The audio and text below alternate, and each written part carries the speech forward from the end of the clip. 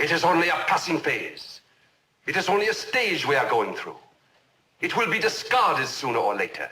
Hitler himself will be discarded sooner or later. The country is in danger. We will march out of the shadows. We will go forward. Forward is the great password. And history tells how well we succeeded, Your Honor. We succeeded beyond our wildest dreams. The very elements of hate and power about Hitler that mesmerized Germany, mesmerized the world. We found ourselves with sudden powerful allies. Things that had been denied to us as a democracy were open to us now. The world said, go ahead. Take it. Take it! Take Sudetenland! Take the Rhineland! Remilitarize it! Take all of Austria! Take it! And then one day, we looked around and found that we were in an even more terrible danger. The ritual began in this courtroom, swept over the land like a raging, roaring disease. What was going to be a passing phase had become the way of life.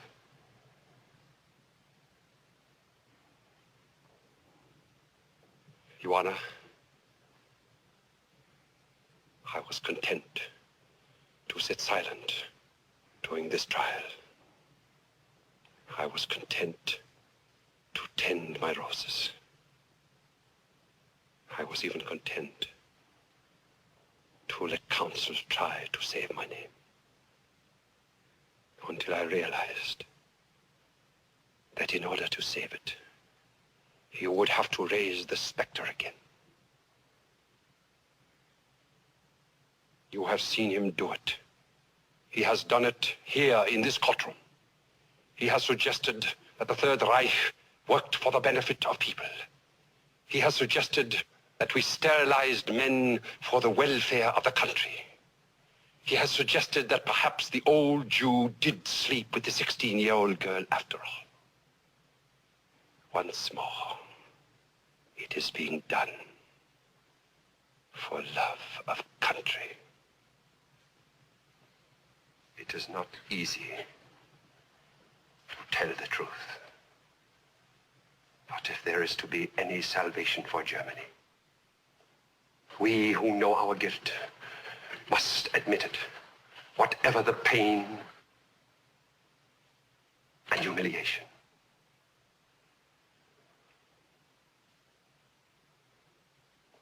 I had reached my verdict on the Feldenstein case before I ever came into the courtroom. I would have found him guilty, whatever the evidence. It was not a trial at all. It was a sacrificial ritual in which Feldenstein, the Jew, was the helpless victim. Your Honor, I must interrupt. The defendant is not aware of what he's saying. He's not aware of the implications. I am aware. I am aware.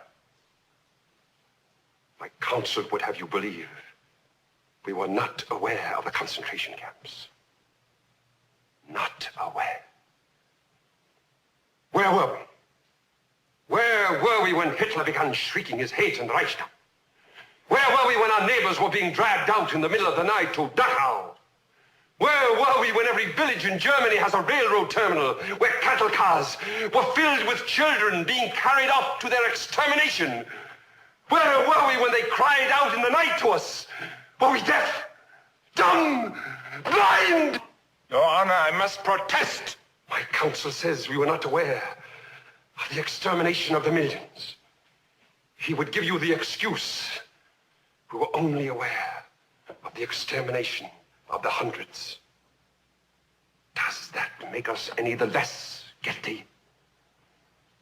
Maybe we didn't know the details. But if we didn't know, it was because we didn't want to know. Traitor! Traitor! Order! Order! Order! Put that man back in his seat and keep him there.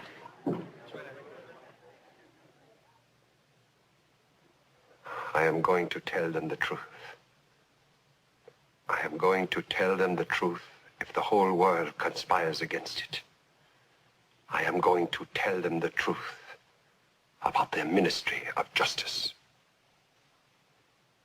Werner Lampe, an old man who cries into his Bible now. An old man who profited by the property expropriation of every man he sent to a concentration camp.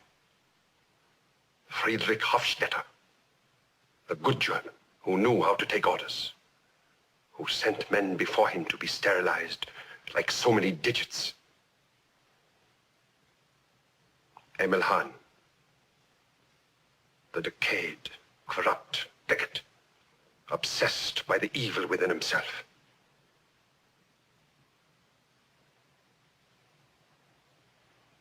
And Ernst Janning, worse than any of them, because he knew what they were, and he went along with them.